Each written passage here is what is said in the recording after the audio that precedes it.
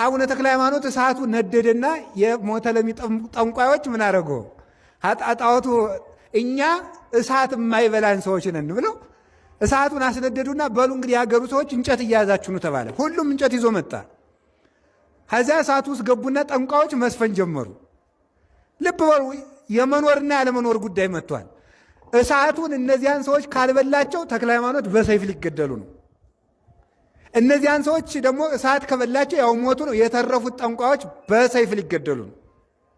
ኋላ እሳቱ ግስት ገቡና ተመልከት ሞተ ለሚ እኛንን እንጂ አምላኮች እኛንን እንጂ ጣዖቱ ነው እንጂ ተክለ ሃይማኖት አያሹፍባ ያታል እያሉ እሳቱ ውስጥ መስፈን ጀመሩ።